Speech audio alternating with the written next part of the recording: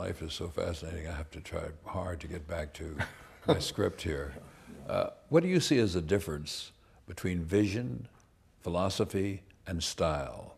How do these interact for you, if they do?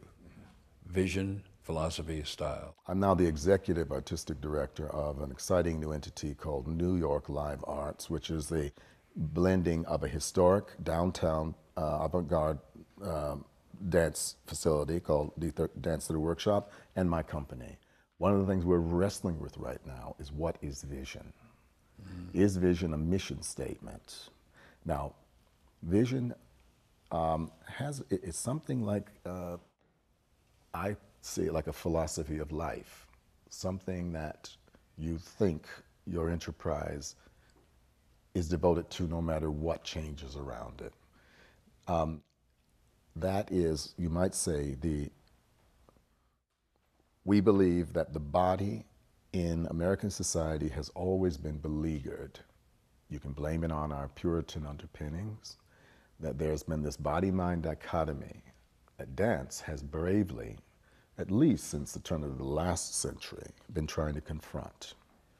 The body is all right with its appetites and desires. It does not have to be policed.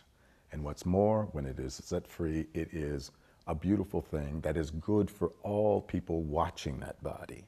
That is a vision. Now, your second one was? Vision, philosophy, and style. Well, I think maybe its philosophy is the same. We are not afraid. We are not afraid of bodies. We are not afraid of bodies who look differently than we do, have different genders, different histories. That philosophy, and that there is beauty when those bodies can take their differences and negotiate them. Negotiating difference is a very important part of our philosophy, and place it at the service of something else. Now, what is that something else? It comes back to the humanist underpinnings of our whole conversation today.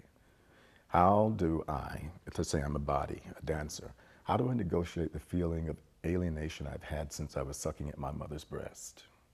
How can I feel a part of this world?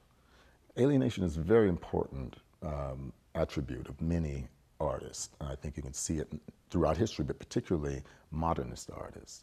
The alienated lone genius is the central image. I love that. You know, the idea of Picasso saying, I don't search, I find. Jackson Pollock throwing paint, Martha Graham, Merce Cunningham, Mr. Bailey himself, you know, dealing with his mother and the idea that he wanted to do dancing. I feel like that has been with me always, and I think it is something that actually is very important for the culture, that those lonely, alienated persons be allowed to look for bridges to the culture.